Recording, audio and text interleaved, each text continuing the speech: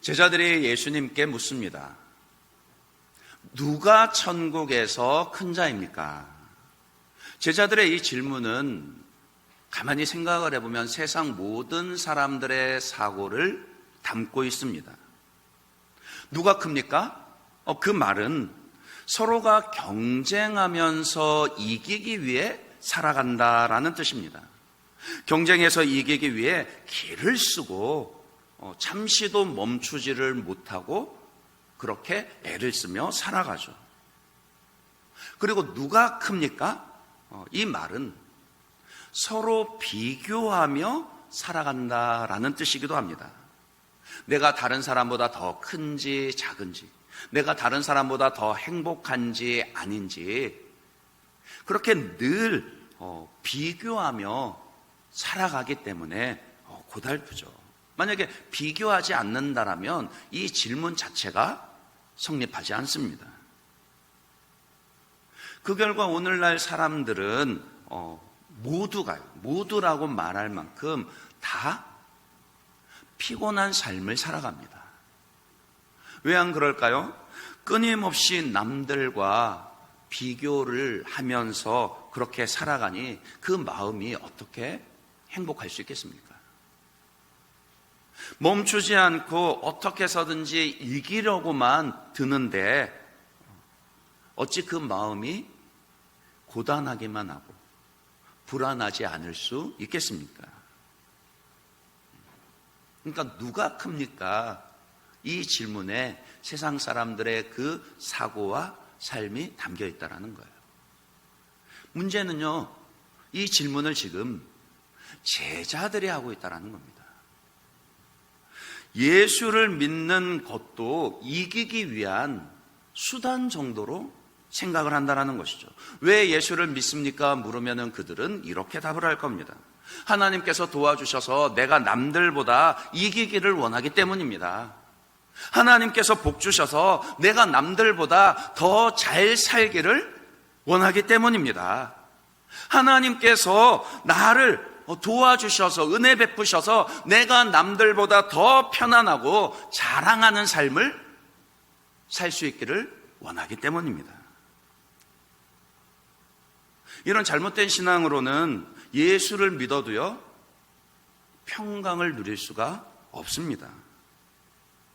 우리가 하나님을 믿는다고 해서요, 하나님이 늘 우리로 이기게 하지 않으시거든요.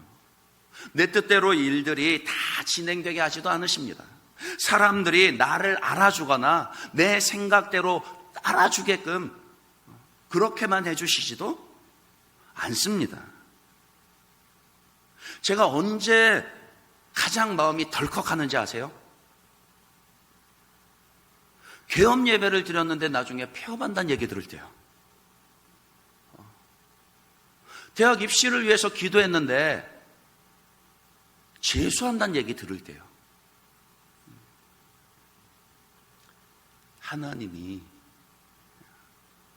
우리 생각만큼 그렇게 호락호락하지 않으십니다. 하지만 진짜 은혜가 뭔지 아세요? 그렇게 내 뜻대로 되지 않는 상황과 환경 가운데서도 마음에 평안을 누립니다. 평강이 넘쳐 흘러요. 기쁨이 있고 감사가 있습니다. 그러니까 진짜 신앙의 힘은 당장의 내 뜻대로 상황과 일들을 만들어 가도록 하나님을 움직이는 데 있는 것이 아니라 진짜 신앙의 힘은 하나님의 일하심에 나를 맡겨서 인내하고 기다리며 그 가운데서도 신뢰하고 하나님 때문에 기뻐하고 감사할 수 있게 만드는 것에 있습니다. 그럴 때 목사로서 큰 위로를 받습니다. 누가 보더라도 실망할 수밖에 없을 것 같은 그런 상황 가운데서도 낙심하지 않고 하나님께 기도하는 모습을 봅니다. 오히려 제가 더 마음이 무거워서 어찌할 바를 모르는데 아랑곳 없이 하나님을 찬송하고 감사하는 모습을 봅니다. 그리고 마침내 인내의 날들을 마치고 그 마음의 소원을 하나님께서 이루어 주셨을 때, 그때 함께 큰 기쁨을 누리게 되죠. 그런 위로가 또 있습니다. 그 지난 주간에 그 부산에서 함께 있었던 청년들, 지금은 이제 그 청년부 안에서 그 커플이 되어서 결혼을 한 집사님들인데, 오래간만에 연락이 왔어요.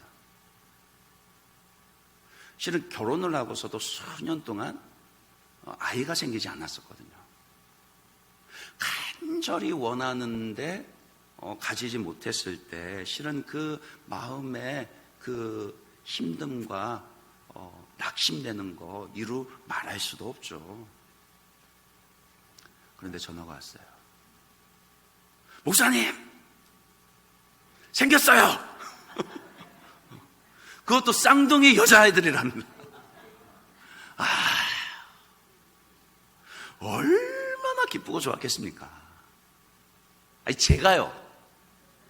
당사자들이야 더 말할 것도 없지만 전화를 받는데 제가 그냥 얼마나 기쁘고 감사했는지 모릅니다. 근데 또 이 연락이 오면 한꺼번에 오는지 다른 가정에서도 그 전화가 왔어요. 이제 거기도 마찬가지로 청년으로 있다가 결혼을 했는데, 그런데 그 가정은 그 아내가 공황장애가 생겨서 힘들어한다라는 그런 내용이었습니다. 저부터도 마음이 덜컥하고 어떻게 위로를 해야 하나 그러는데, 전화를 하면서 목소리가 굉장히 담담하고요. 정말로 그 가장으로서 믿음을 가지고 그 어려움들을 인내하고 가족을 보듬어주는 그런 말을 하는데요. 실은 그 말을, 그 태도에도 그렇게 믿음으로 견딜 수 있게 하심에 그것 때문에도 감사할 수 있었습니다. 지금은 비록 이 터널의 시간들을 지나가고 있지만, 그러나 하나님께서 반드시 그 가정에도 그 고난을 끝내시고 오히려 이것 때문에 더 간증이 있게 하시고 찬송하게 하시고 감사할 수 있게 하실 줄로 믿습니다. 그러니까 보세요. 우리의 삶이 신앙이 있다고 해도 늘 세상과 똑같이 경쟁하고 비교의식 가운데서 살아가면은요, 신앙이 있어도 그 마음에는 위로와 평강이, 기쁨과 안식이 있을 수가 없습니다. 그 말은 다시 말해서 예수를 믿으면은요, 생각하는 것이 달라져야 합니다. 세상의 사고방식이 아니라 하나님 나라의 사고방식, 하나님 나라의 가치관으로 변화되어져야 한다라고요. 그래서 예수님은 제자들에게 뭐라고 그 질문에 답을 주십니까? 2절 3절입니다. 예수께서 한 어린아이를 불러 그들 가운데 세우시고 이르시되, 진실로 너희에게 이르노니 너희가 돌이켜 어린아이들과 같이 되지 아니하면 결단코 천국에 들어가지 못하리라. 정확하게 몇 살인지는 모르겠습니다. 하지만 어린아이라 하면요, 경쟁할 수 없다라는 그런 뜻입니다. 내 힘이 얼마나 강한지, 내가 얼마나 똑똑한지, 내가 얼마나 부자인지, 내가 얼마나 삶을 보람되게 살고 있는지, 내가 얼마나 영향력 있는 사람인지, 이런 것 가지고는 비교할 수 없는 그런 사람이라는 거예요. 어린아이가 무엇을 가지고 어른들과 경쟁하고 싸울 수 있겠습니까? 그 당시에는 지금보다도, 그 당시 문화는 오늘날보다도 훨씬 더 심각했죠. 지금은 어린아이라 할지라도 그 인권을 보호하고 존중해야 한다는 의식이라도 있지만, 그때는 어린아이 그저 값싼 노동력 정도로요. 아이를 그냥 재산으로만 취급하던 그런 때였습니다. 그런데 그런 사고를 가진 사람들에게 그 앞에서 예수님은 그 어린아이 하나를 앞에 세우시며 너희가 돌이켜 어린아이들과 같이 되지 아니하면 결단코 천국에 들어가지 못하리라. 예수님이 말씀하실 때 여러분이 윤리적인 측면을 생각하시면 안 됩니다. 어린아이처럼 순진해야 한다라든지 어린아이처럼 깨끗해져라, 그런 의미의 말씀이 아니라고요. 예수님이 말씀하신 이 어린아이는 낮은 자입니다. 작은 자입니다. 힘이 없는 자입니다. 전적으로 누군가의 도움에 의존할 수밖에 없는 그런 사람입니다. 그런 사람이 어린아이와 같은 자라고요. 특히 구원에 있어서 우리는 전적으로 예수님을 의존할 수밖에 없습니다. 전적으로 하나님의 은혜와 자비에 의존할 수밖에 없다고요. 우리의 지식이나 능력 혹은 우리의 선행이라 할지라도요, 내가 아무리 착하게 혹은 성실하게 삶을 살아냈다 할지라도 구원에 있어서는 조금도 보탬이 될 수 없습니다. 왜냐하면 우리는 어느 정도 타락한 게 아니라 100% 완전하게, 그러니까 전적으로 타락한 죄인들이기 때문입니다. 오직 하나님의 은혜와 사랑으로만 우리가 예수 믿음으로 구원을 받습니다. 아멘이십니까? 예. 그러니 구원이 있는 사람은요, 이 구원받는 신앙이 있는 사람은 진정 어린아이와 같이 전적으로 하나님을 의존합니다. 독생자 예수님을 의존합니다. 하나님 앞에서 자기를 철저히 낮춘단 말이에요. 자랑할 것이 없거든요. 오히려 나의 자랑이 하나님의 영광을 조금이라도 가리게 되는 것일까? 그것을 굉장히 조심하고, 말하자면 노심초사하게 되는 것이죠. 그렇잖아요. 하나님께서 말할 수 없는 그 은혜와 자비로 전적으로 하나님의 사랑으로 나를 구원해 주셨는데, 이제 내가 구원받았다라고 내가 한손 거둔 것처럼 거들먹거린다라면은 그것만큼 배은망덕한 게 없는 것이죠. 그래서 할 수만 있는 대로 나를 낮추고 하나님을 높여드리려고 애를 쓰게 됩니다. 나는 없고 하나님만 자랑하게 되는 것이죠. 그러니까 4절에 누구든지 이 어린아이와 같이 자기를 낮추는 사람이 천국에서 큰 자니라 하신 말씀이 그런 의미라고요. 그냥 도덕적으로 윤리적으로 겸손해야 된다 이런 의미가 아니라 하나님을 높이기 위해서 나를 낮추는 것입니다.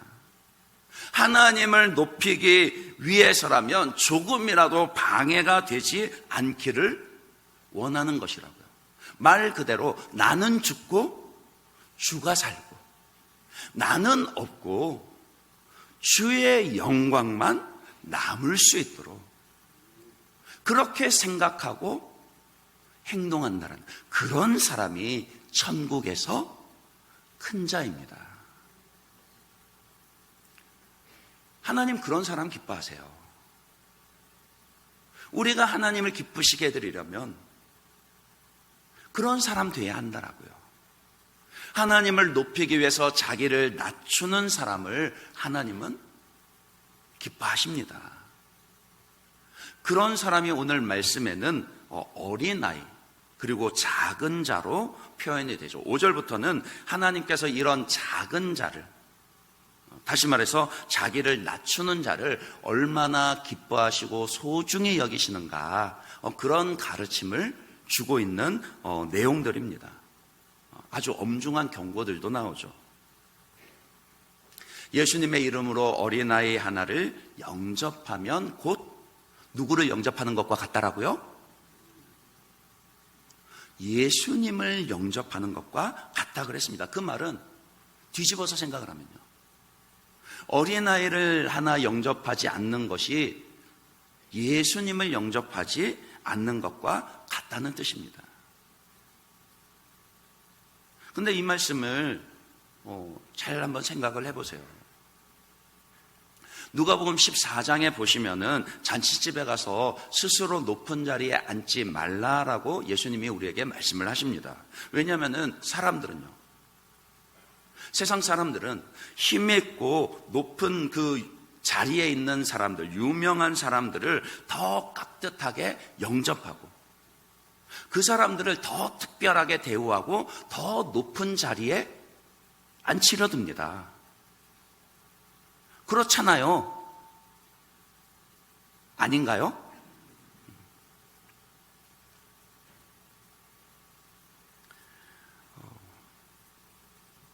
그게 세상 사람들의 사고방식이라고요. 그게 세상의 문화입니다. 유력한 정치인, 기업가, 혹은 그 연예인, 이런 사람들이 교회에 있으면은 좋습니까? 그렇게 생각을 하더라고요. 그렇습니까? 그 사람들이 세상에서의 유력한 자들이기 때문이 아닙니다. 물론 유명한 자라고 해서 유달리 또 낮춰볼 필요도 없는 것이죠. 그러나 우리는 이 죄인의 본성을 가지고 있기 때문에,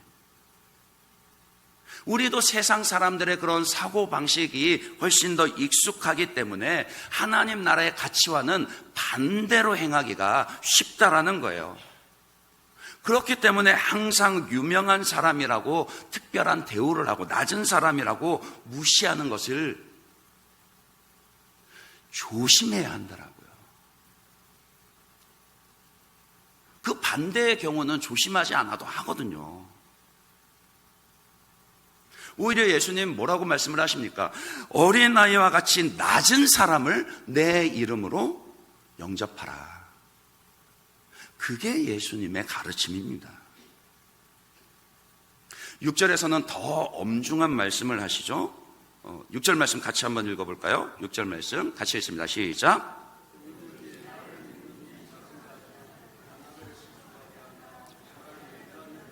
그 목에 달려서 깊은 바다에 빠뜨려지는 것이 나으니라. 아멘.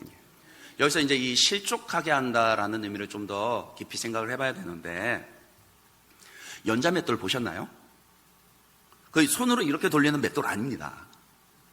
그 고려신학대학원 뜰에 가면은 그 연자 맷돌 진짜 갖다 놨거든요. 엄청 큽니다. 오늘 말씀에서도 이 연자 맷돌이라는 단어의 그 본래 뜻이 정확하게 얘기하면은 당나귀 맷돌입니다. 그러니까 당나귀가 끌어서 돌리는 맷돌이라는 거예요. 근데 그 연자 맷돌을 누가 목에 매야 된다라고요? 그러니까 저 같은 목사가요, 작은 자라고, 세상에서 연약한 자라고 똑같이 무시하여 그를 실족하게 하면 차라리 그를 실족하게 하는 것보다 제 목에 연자 맷돌 메고 깊은 바다에 빠뜨려지는 게 더 낫다라고요. 이런 말씀 생각하면 목사 안 하고 싶어요. 단지 교회에 떠나지 않게 붙들어두라 그런 말씀이 아니라요, 훨씬 더 깊은 무게의 말씀입니다. 히브리서 13장 17절에는 이렇게 말씀을 하시거든요. 너희를 인도하는 자들에게 순종하고 복종하라. 그 다음에 한번 보세요. 그들은 너희 영혼을 위하여 경성하기를 자기들이 청산할 자인 것 같이 하느니라. 그들로 하여금 즐거움으로 이것을 하게 하고 근심으로 하게 하지 말라. 그렇지 않으면 너희에게 유익이 없느니라. 지금 여기서 이 구절에서 주목할 것은 너희 영혼을 위하여, 너희 영혼을 위하여 경성하기를 자신들이 청산할 자들 같이 하느니라. 이 말씀입니다. 하나님 앞에서 우리 영혼이 셈을 하게 될 그 날이 이른다라니까요. 그러니까 어떻게 하면 이 땅에서 더 하나님을 기쁘시게 하고 그 믿음이 계속해서 자라가게 할 것인지, 마치 자기의 영혼을 경성함과 같이 그 작은 자를 돌볼 것인지, 그것 가지고 셈을 해야 한다라고요. 좋은 게 좋은 거라고 죄를 돌이키지 않는 그런 모습 보면서도 그냥 괜찮다 제가 그럴까요?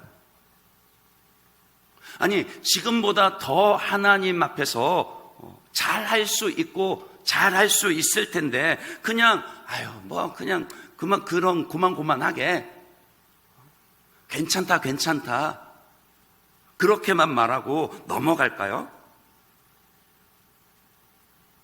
실은 그것도 영혼을 실족하게 하는 겁니다. 저 자신은 물론이고 여러분들이 하나님 앞에서 셈을 할 수 있는, 하나님 앞에서 상을 받을 수 있는 준비를 하게끔 해야죠. 왜 특세를 합니까? 특세를 마쳤더니 이제는 그 특세가 일상의 새벽 기도가 되어야 합니다 이러면서 왜 기도하라고 강조를 합니까? 왜 여러분들에게 말씀을 읽고 듣고 묵상해야 합니다 강조를 하고, 그냥 입술로만 감사하지 말고 왜 꼭 감사 제목들 하루에 5가지씩 찾아가지고 꼭 감사 노트를 적어보세요? 귀찮게 하는 겁니까? 다음 달에는 대부흥 전도주의를 할 거거든요. 말씀드렸습니다. 다음 달에는 대부흥 전도주의를 할 텐데 왜 여러분들에게 전도해야 합니다, 제가 여러분들이 전도하는 거 부담스러워하는 거 몰라서 그러겠습니까? 저 그렇게 고약한 사람 아닙니다. 근데 왜 여러분들에게 전도해야 합니다 그렇게 강조를 하겠습니까? 왜 여러분들에게 세상살이 그 고단함과 팍팍함과 어려움을 뻔히 알면서도 그래도 더 거룩하게 살아내야 합니다라고 그런 부담을 드리는 거겠습니까? 저도요, 그냥 괜찮다 그러면서 위로의 말씀만 전하면 저도 편하죠. 하지만 그럴 수는 없잖아요. 절대 그럴 수가 없습니다. 제 책임은 여러분이 하나님 앞에 섰을 때 상을 받을 수 있도록 돕는 것이고, 그날이 이르기까지 실족하지 않도록 돌보는 것이거든요. 그래서 그렇습니다. 저도 마음이 여린 사람입니다. 8절 9절에서는요, 만일 너를 범죄하게 하거든 내 손이나 발이나 눈을 찍어내버리라. 아주 무시무시한 그런 경고의 말씀을 하십니다. 필요하기 때문이에요. 예수님도 이 말씀이 필요하기 때문에 이런 무서운 경고의 말씀을 하시는 겁니다. 멀쩡한 몸을 가지고 지옥불에 던져지는 것보다 차라리 장애가 있을지라도 하나님 나라에 들어가는 것이 비교할 수 없이 좋은 것이거든요. 그러니까 여러분 스스로도 여러분 자신을 죄 가운데 내버려 두지 말아야 합니다. 여러분 때문에 다른 사람이 실족하지 않게도 해야 하지만 여러분 스스로도 자신이 실족하게 내버려 두지 마십시오. 10절 이하에서는 더 직접적으로 하나님의 뜻이 무엇인지를 말씀하십니다. 같은 내용을 비슷한 표현들로 반복하세요. 이 작은 자 중에 하나도 없인 여기지 말라 하셨고, 길을 잃지 아니한 99마리보다 길 잃은 한 마리 양을 되찾는 것을 하나님이 더 기뻐하신대요. 이제 성경에 이 표현이 몇 번 나오죠? 이 구절을 두고 오해를 하지 마십시오. 99마리의 양을 내버려 둔다라는 말이 빈들 가운데, 위험 가운데 그냥 아무렇게나 방치한다, 그런 뜻이 아니에요. 그 고대 근동 지방에 그 유목하는 목축업을 생각하면은요, 그 양떼들을 이끌고 마을을 떠나서 이제 목초지를 떠나서 멀리까지 가기도 하는데, 그러면 이제 집으로 돌아오지 못하고 그곳에다가 임시 우리를 만들거든요. 주로 이제 돌담을 쌓아서 그 맹수의 위협으로부터 보호할 수 있도록 안전한 우리를 만들어 둡니다.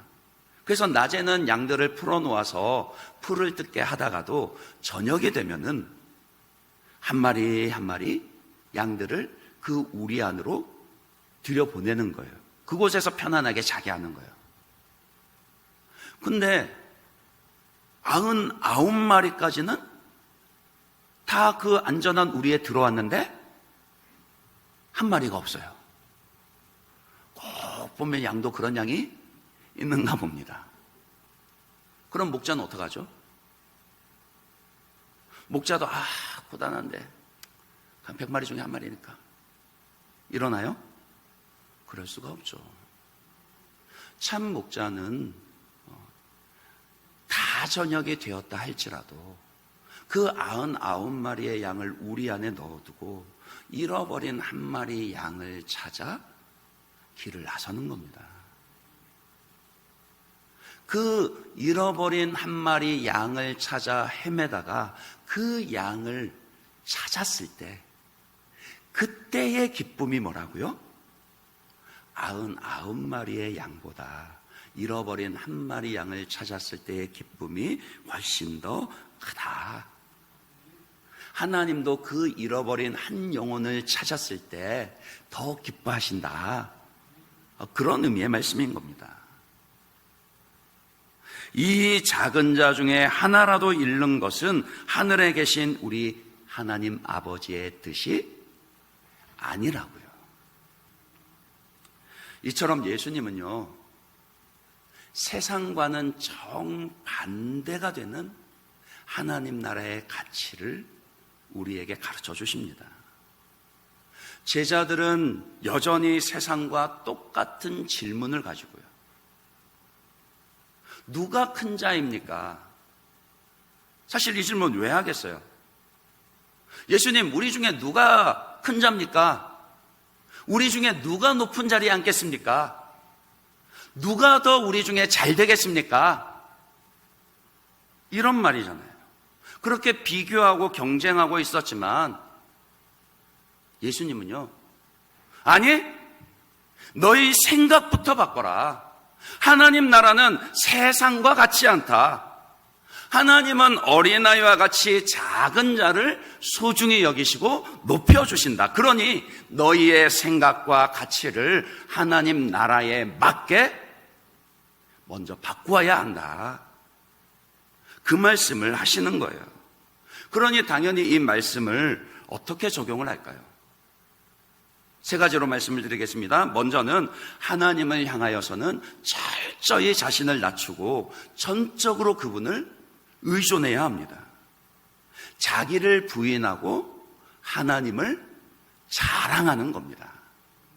아니, 하나님만 자랑하는 겁니다. 하나님도 자랑하고 나도 자랑하고, 이거 아닙니다.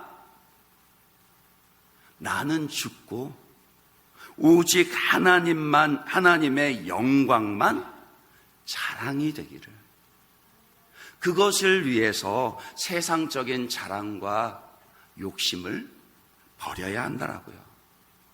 솔리 데오 글로리아, 오직 하나님께 영광. 그런 변화가 먼저 있어야 합니다.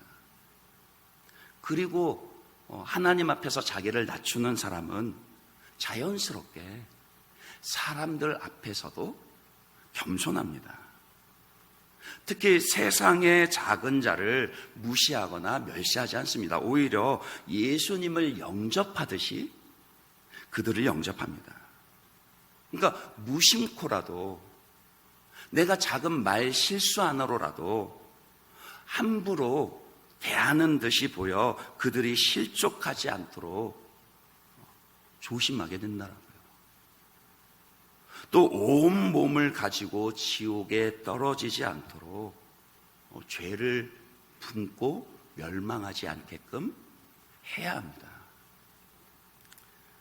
마지막으로 적극적으로 그들을 생명으로 인도해야 하겠죠. 아버지의 마음을 품고요. 그러니까 잃어버린 한 마리 양을 찾듯이 잃어버린 한 영혼을 찾아야 합니다. 세상에서의 그 경쟁과 비교 가운데 지치고 상처 있고 쉼을 누리지 못하는 그들에게 위로와 용납됨을 전해주어야 하는 것이고요. 무엇보다도 죄인된 우리를 위해서 친히 찾아오신 예수님의 사랑을 그들에게도 전해주어야 합니다. 말씀을 맺습니다. 하나님 나라는요, 결코 세상 나라와 같이 갈 수가 없습니다. 아직 완성되지는 않았지만 마지막 종말 때가 되면은요, 반드시 하나님의 나라는 완전해질 것이고 영원히 계속될 것입니다. 그리고 그때는요, 세상 나라는 멸망하고 없어질 겁니다. 우리는 이미 예수님을 믿고 영원한 하나님 나라 백성으로 부르심을 받은 자들이잖아요. 그렇다면 하나님 나라에 어울리도록 그렇게 우리의 생각이, 우리의 가치가 바뀌어야 합니다. 세상은 힘있고 돈있고 유명한 자들을 높이고요, 자기도 어떻게 해서든 이기기 위해서 끊임없이 경쟁하고 비교합니다. 그래서 강하고 높은 사람을 가까이 하고 싶어 하고요, 그런 사람 아는 것만으로도 자랑으로 삼습니다. 신앙을 단지 그런 경쟁에서 이기기 위한 도구로 삼아서는 안 된다라고요. 더 근본적인 변화가 있어야 합니다. 하나님 앞에서 내가 어린아이와 같이 전적으로 그분을 의존하며 낮아질 뿐만이 아니라 작은 자들을, 세상에 소외된 자들을 예수님의 이름으로 영접하고 적극적으로 그들을 찾아 예수님의 사랑을 전해주어야 합니다. 그 변화와 은혜가 저와 여러분에게, 우리 예일교회에 항상 있기를, 그래서 하나님을 기쁘시게 해드리는 그런 우리 예일교회 되기를 주님의 이름으로 축원합니다.